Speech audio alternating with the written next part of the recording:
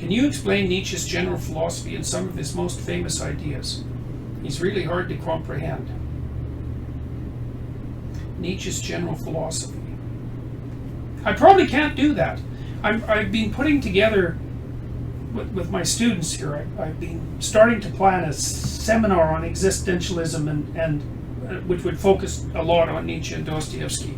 I think Nietzsche's so damn complicated that you can't really do that. I don't think you can explain Nietzsche's general philosophy. First of all, he wasn't really a systematizer. He was skeptical of systematizers. It's very difficult to distill someone who's not a systematizer into, a few general principles. And the thing is, with some of the greatest thinkers, you actually have to read what they wrote. You have to read the original writings, because the brilliance is encapsulated in the original writings, and they can't be condensed. So let's see, can I do any better than that? Can I explain Nietzsche's general philosophy? Truth serves life. That's a good one. And I guess we could unpack that a little bit. I mean, it's a good example of exactly why Nietzsche is so staggeringly brilliant. One of the things he presumes when he makes a statement like that is that a human being is in an existential situation that's characterized by the necessity of determining what he or she will actually accept as truth. You might say, well, truth is something you can prove, and that's how you know it's true. But unfortunately, it's not that simple, because you have to decide what criteria you're going to accept as proof. And there's an act of faith in that, and there's an inalienable forward.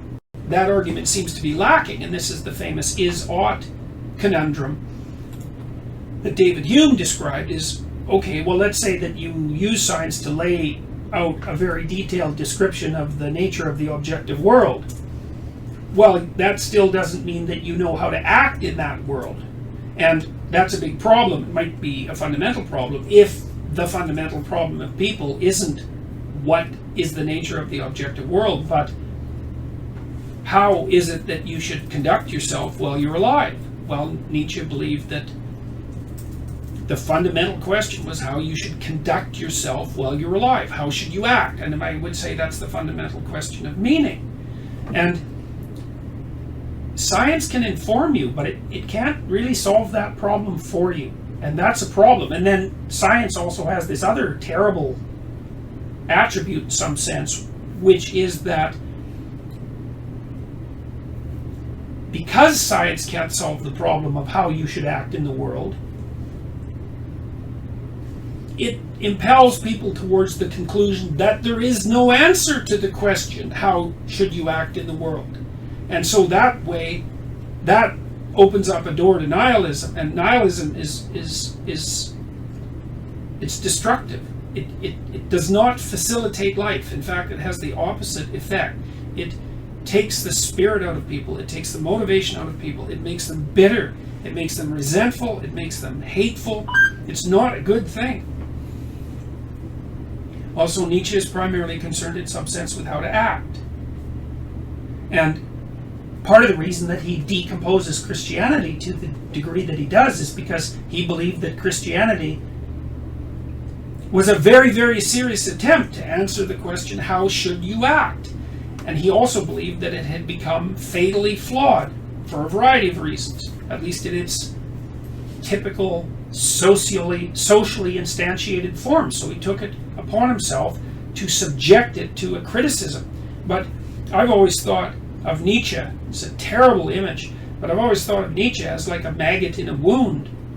It's like what he's doing is clearing away dead and diseased tissue so that something else can live. And it's a terrible thing to watch. It's a terrible thing to apprehend. And it's a terribly destructive thing to involve yourself in, because Nietzsche he said he philosophized with a hammer, and that's certainly true. But he was trying to clear the path for something new, and that something new he was trying to formulate with his conceptions such as like the Superman, the next version of human beings, so to speak. And he thought of them as people who would create their own values. and that would be the way forward out of the wreckage of Christianity, let's say. I think Nietzsche was wrong about that, and I say that with all due respect, believe me, and I say it cautiously, and I don't think it's an original idea of my own that Nietzsche was wrong. And I think the reason that he was wrong is because people don't create values, they discover them. Or maybe they co-create them. But you can't create values by conjuring them out of non-existence. You could say, if you were scientifically minded, that values are in some sense arbitrary, and then if you believe that values are arbitrary, you might then believe that people could create them out of nothing. But values aren't arbitrary, and most of the time people discover them, and maybe they co-create them. And one of the reasons that I have been so attracted to Jung's thinking is because Jung is in many ways a Nietzschean, a student of Nietzsche, also a student of Freud's, but more primarily a student of Nietzsche. And Jung's lifelong endeavor was to understand what the way forward might be given the situation that Nietzsche described. And the situation that Nietzsche described in some sense was that Christianity laid so much emphasis on truth that it ended up undermining its own axiomatic presuppositions.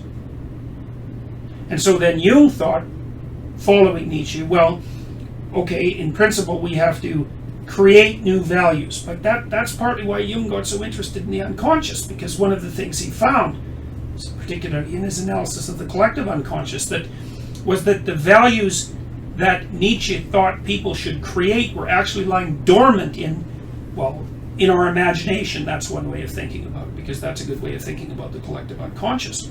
And that it was a return to the deepest, the way forward in terms of the generation of new values was a return to the deepest recesses of human existence and a rediscovery of what was actually there. And I touched on that a little bit today when I was talking about the necessity for sacrifice. Like, there's an archetypal idea that the Savior, the Messiah, is by definition the person who is willing to sacrifice him or herself for the ultimate good, whatever that happens to be, and that's the appropriate pathway forward. Well, that's an archetypal critique of Christianity, and I think that Jung was right. I think he's correct. That's a terrible thing to say, because I mean Jung is such a radical thinker that it's funny, because Jung is subject to a lot of criticism. I mean, I read Richard Knoll's book on Nietzsche. I think it was called The Aryan Christ, and Knoll, basically, who I think was a very resentful person. I think he did a hatchet job on Jung. The cover of his book made Jung look like he was a Nazi. I mean, what a cheap shot that is. But he accused Jung of basically fomenting a cult. And I read Knoll's book, and it just made me laugh, because what Jung was actually up to is so much worse, so to speak, than merely starting a cult. It's like accusing an axe murderer of what? Annoying his pet cat. The difference is that extensive. The sorts of things that Jung was actually messing around with are so complicated and terrible compared to just building a little cult that, it's absolutely clear that Knoll had no idea what he was talking about. Jung is, like Nietzsche, like Dostoevsky, is a terrifying person. And I think part of the reason that Jung is not well regarded in the academy, and also why Christianity is subject to such continual rationalistic criticism, is because people open up Jung and take one look at what he's doing and either just don't get it at all, or they get a little bit of it. It scares them so badly they think, there's no damn way I'm going there. And I can really understand that. I think anybody with any sense would be very, very careful about trying to figure out what Jung was talking about.